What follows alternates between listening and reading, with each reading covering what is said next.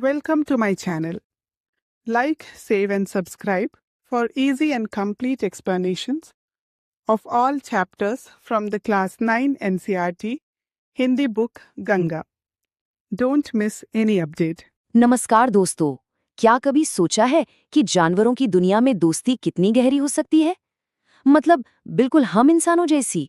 आज हम कक्षा 9 की हिंदी पुस्तक के पहले पाठ दो बैलों की कथा के पहले भाग में इसी दिलचस्प दुनिया को समझने की कोशिश करेंगे। दोस्ती, प्यार, वफादारी, ये जो एहसास हैं, क्या ये सिर्फ हम इंसानों के लिए हैं? या जानवर भी इन्हें उतनी ही शिद्दत से महसूस करते हैं? भाई मुंशी प्रेमचंद की ये जो कहानी है ना, वो इसी सवाल का जवाब ढूंढती है। और ये सवाल उठाया किसने है? हिंदी साहित्य के सबसे बड़े कहानीकारों में से एक मुंशी प्रेमचंद ने। देखिए, उनकी कहानियां सिर्फ कहानियां नहीं होती, वो तो इंसानों और जानवरों के रिश्तों का एक आईना होती हैं। तो चलिए सबसे पहले उन्हीं के दुनिया में एक चक्कर लगाते हैं।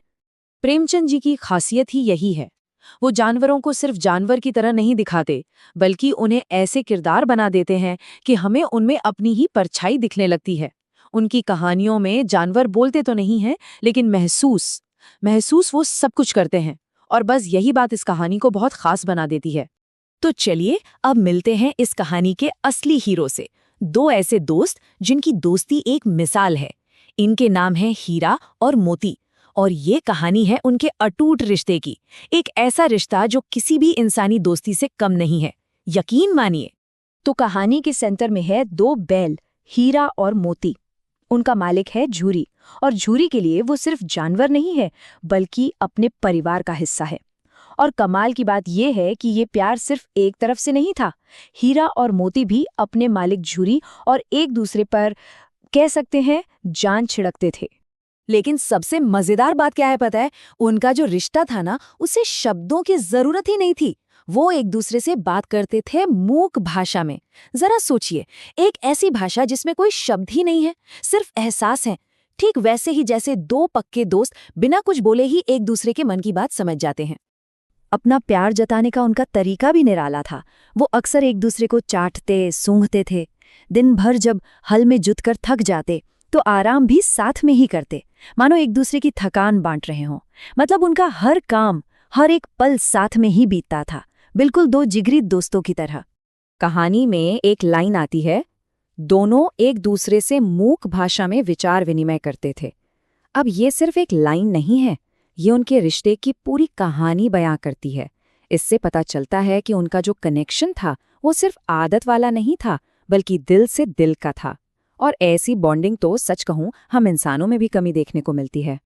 सब कुछ एकदम बढ़िया चल रहा था, शांत, सुकून भरा। लेकिन कहानियों में शांति भला ज्यादा देर कहाँ टिकती है।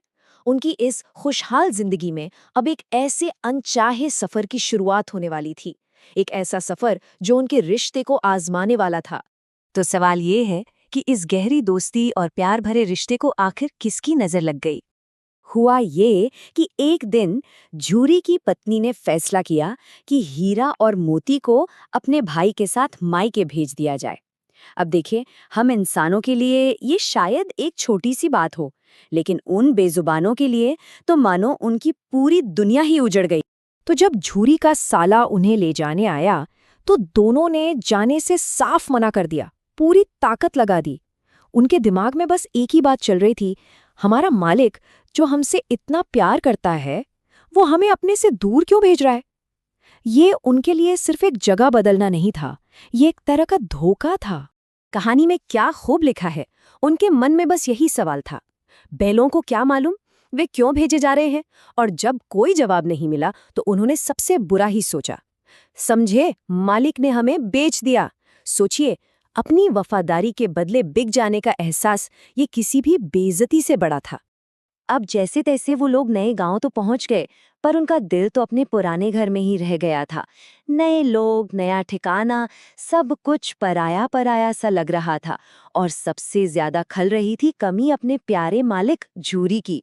उसके बिना ये जगह घर कहाँ थी, ये तो एक कैद खाना था।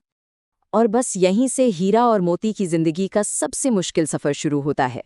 उनका प्यार, उनकी वफादारी, सब कुछ दांव पर लग गया है। तो सवाल यही है कि अब आगे क्या होगा? तो हीरा और मोती अब अपने घर से बहुत दूर हैं।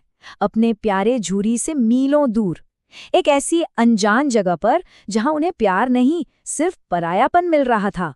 और हर पल, हर लम्हा बस घर की याद उन्हें सताए जा रही थी। तो अब आगे क्या होगा? क्या हीरा और मोती हार मान लेंगे, या फिर उनकी दोस्ती ही उनकी सबसे बड़ी ताकत बनेगी और उन्हें इस मुश्किल से बाहर निकालेगी? इन सभी सवालों के जवाब मिलेंगे हमें इस कहानी के अगले हिस्से में, तो हमारे साथ जरूर बने रहिएगा।